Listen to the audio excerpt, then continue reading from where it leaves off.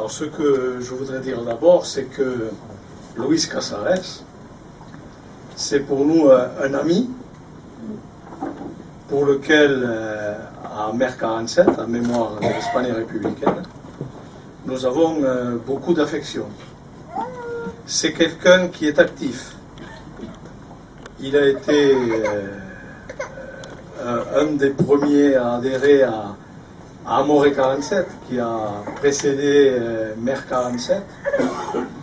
Il est membre de notre conseil d'administration. Il participe activement à nos activités. Et c'est quelqu'un donc qui continue à perpétuer cette mémoire et ce combat des républicains espagnols. Il est membre, bien entendu, d'autres associations, comme l'Amicale des anciens guerrilleros. Il est également actif à l'ANAC, à l'Association des anciens combattants. Et je salue notre ami Paul Limousi, qui est l'un des responsables de l'ANAC au niveau départemental, qui va prendre la parole tout à l'heure, et qui est en même temps un des amis de Maki, de Luis. Donc ils ont l'amitié de l'engagement, mais ils ont l'amitié en même temps du combat, et celle-là, c'est celle qui scelle les plus grandes amitiés. En Lot-et-Garonne, Luis est l'un des derniers grands témoins de cette période historique, avec Jaime Olives et d'autres, mais notamment Jaime qui est à nos côtés, qui lui réside à Montclar-d'Agenais, mais qui a, pendant la guerre, été de ceux qui, dans le Villenovois, le Fumélois, ont été les premiers à se lever contre le nazisme. Il a d'ailleurs été arrêté, et ensuite il est rentré dans les maquis. Ils font partie de ceux qui sont notre mémoire et qui sont témoins de cette période et qui ont une autorité que nous, les enfants, nous n'avons pas, parce que nous n'avons pas vécu cela. Et nous leur devons le plus grand respect. Ils ont connu la guerre en Espagne. Ils ont connu les camps et les conditions dans lesquelles ils ont été accueillis, qui n'étaient pas excellentes. Je me souviens, lorsque Luis est revenu pour la première fois à cette fond, on était à ses côtés, avec Louis Rodriguez, nous étions à ses côtés. Nous sommes allés au cimetière de cette fond, où il y a seulement 81 républicains espagnols, mais on sait qu'il y en a eu beaucoup plus qui sont morts au camp, et dont on ne sait pas où ils sont enterrés, dont on ne connaît même pas parfois l'identité, parce qu'en 1945, toutes les archives ont été détruites. Et lorsque nous étions au camp, je me souviens de l'émotion. Il nous a même fait un peu d'inquiétude, Louis, ce jour-là. Louis en est témoin. L'émotion qu'il a eue lorsqu'il est revenu là, c'était la première fois qu'il revenait sur place, et beaucoup d'années, bien entendu, après.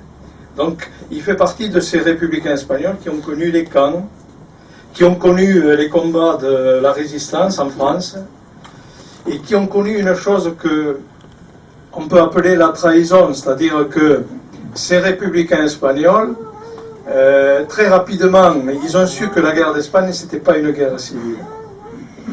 Ils ont su que la guerre d'Espagne, ça n'était qu'une première étape, et que le coup d'État qui avait été fait en Espagne, maintenant on le sait parce que les archives se sont ouvertes, avait été préparé, comme il y a eu des prises de pouvoir en Italie, en Allemagne, contre la démocratie. Et ils savaient qu'ils se battaient d'abord en Espagne pour l'avenir de toute l'Europe et de toute l'humanité contre le fascisme. Et lorsqu'ils sont arrivés en France, ils ont naturellement été parmi les premiers, d'abord parce que malheureusement ils avaient connu une guerre, donc ils avaient déjà une certaine expérience qui a beaucoup servi ensuite dans les maquis. Ils ont été parmi les premiers à s'engager.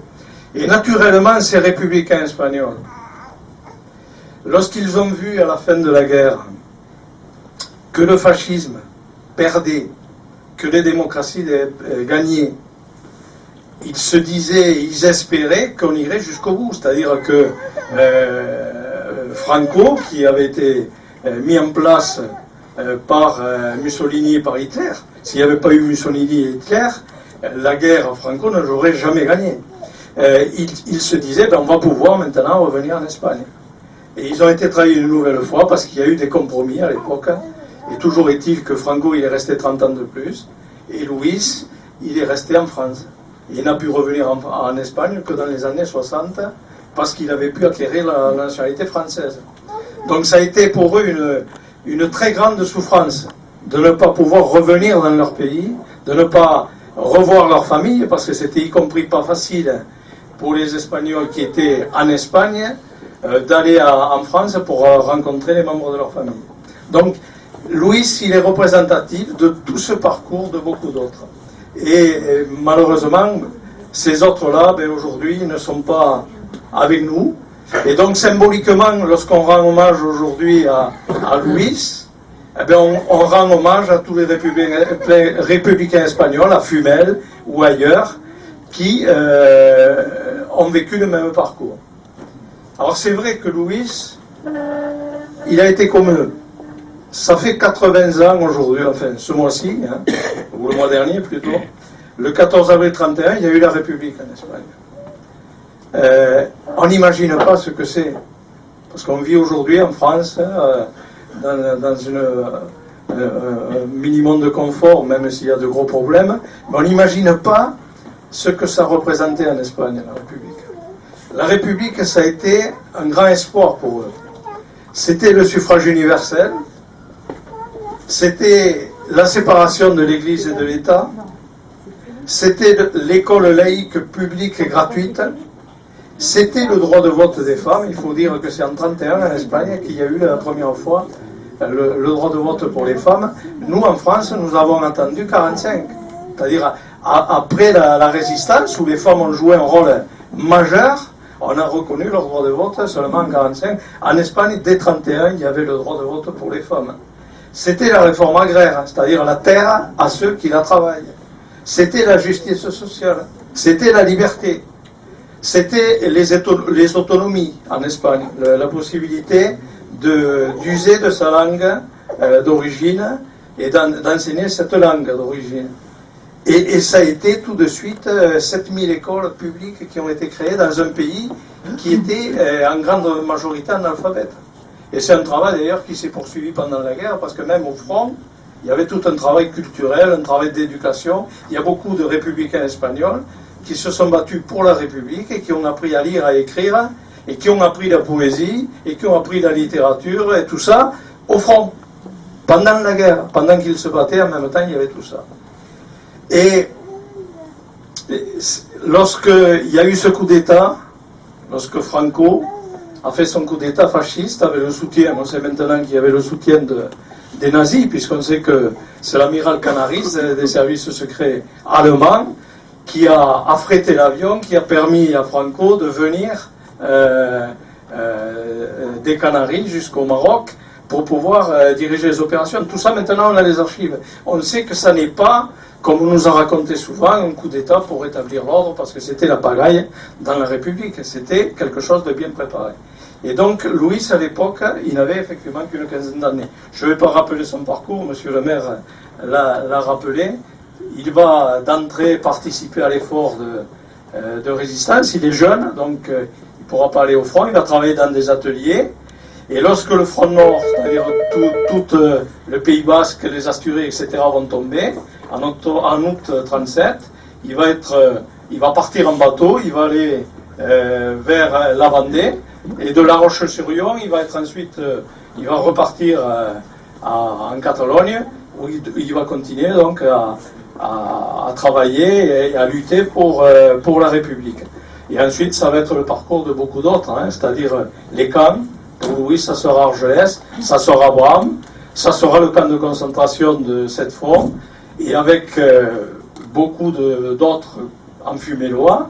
Il va être pris dans les GTE, dans les groupements de travailleurs étrangers, et il va venir ensuite donc à l'usine SMPP, ou S2MP plutôt, à Fumel, travailler, avec beaucoup on n'a pas le temps de raconter sa vie, mais avec beaucoup de péripéties. il va à l'usine déjà s'engager, parce qu'effectivement l'usine était utilisée par les Allemands comme une usine d'armement, donc il y avait du sabotage. Et leur souci c'était de faire en sorte que les armes, les munitions, tout ce qui pouvait se faire là, ben, ça ne soit pas très utilisable, hein, pour résumer.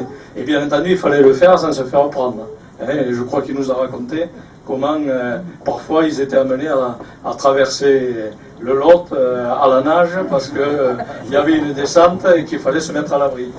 Et ensuite, il va aller rejoindre la résistance, il va retrouver notre ami Paul dans la résistance, il va participer avec des résistants français, des résistants espagnols, des résistants de toute nationalité, puisqu'ils étaient tous unis.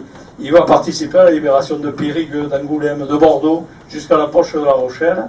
Et je crois que le meilleur exemple, la reconnaissance, ben, ça a été M. Juppé, qui maintenant est de nouveau ministre, maire de Bordeaux, qui a donné à Jaime et à Luis la médaille de la ville de Bordeaux, en reconnaissance du rôle que les Espagnols avaient joué. Vous savez qu'à l'entrée de Bordeaux, il y a un pont, et que sans, il y a un républicain espagnol qui est mort pour éviter que ce pont ne soit détruit, ce qui était prévu par les Allemands. Il y a eu la commémoration, ça fait quelques jours. Et ensuite, il va faire comme beaucoup d'autres. C'est-à-dire qu'une guerre civile, effectivement, c'est quelque chose, je dis civil, parce que c'est l'expression qu'on utilise. Les républicains, pour eux, c'est pas une guerre civile. Il y a un général qui a fait un coup d'État contre un gouvernement qui était légitimement élu, qui était massivement élu, et il y a eu la défense d'un peuple, de son suffrage universel. Mais c'est vrai qu'une guerre, c'est quelque chose de très dur, et après il va reprendre une vie, entre guillemets, normale, de travail, à l'usine, et il parlera peu à ses enfants de tout ce qui s'est passé. Son fils, on en discutait lorsque nous avons inauguré la plaque à l'usine. Effectivement, il a fait comme ont fait nos parents. Ils ne nous ont donné de cette époque que ce qui était beau. Et tout ce qui n'était pas beau, c'est-à-dire les souffrances, la guerre, etc., tout ça, ils n'en ont pas parlé à leurs enfants. Ils n'aimaient pas en parler, et leurs enfants savaient qu'il ne fallait pas en parler, donc ne leur posaient pas trop de questions. Par contre, ce qu'ils avaient, ils avaient vécu les pires souffrances, mais ils avaient l'espoir au corps, et ils ne supportaient pas l'injustice. Ils ont un peu inculqué ça à leurs proches. Alors voilà ce que je voulais dire. Cette vie que j'ai résumée pour Luis, c'est la vie de tous les républicains espagnols, à Fumel ou ailleurs. Ils ont tous vécu cette vie-là, et par le biais de Luis, effectivement, c'est à tous ces républicains espagnols que nous voulons rendre hommage en disant à Luis, en le remerciant, parce que c'est vrai que avec Jaime, il témoigne. Nous sommes déjà, y compris les enfants, nous sommes déjà vieux, nous ne serons pas là très longtemps. Et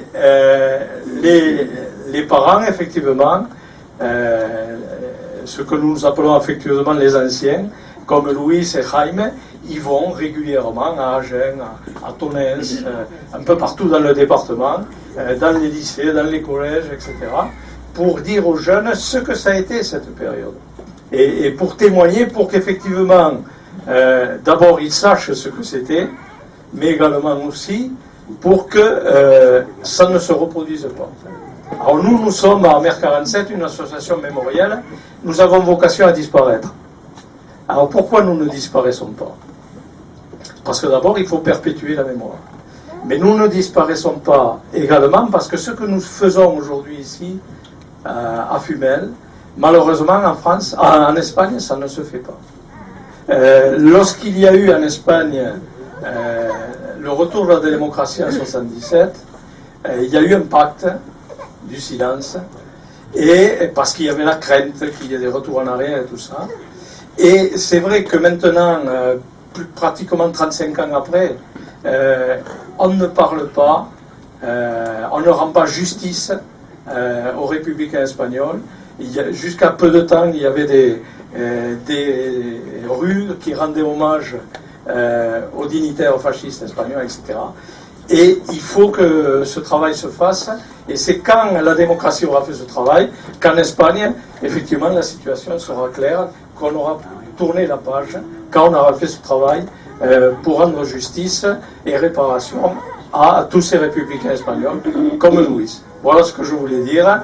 Et je demande à Louise d'être longtemps encore à nos côtés avec Jaime pour d'abord nous inculquer l'espoir, parce qu'ils sont pleins d'espoir, de courage, de volonté, et en même temps pour témoigner sur cette période.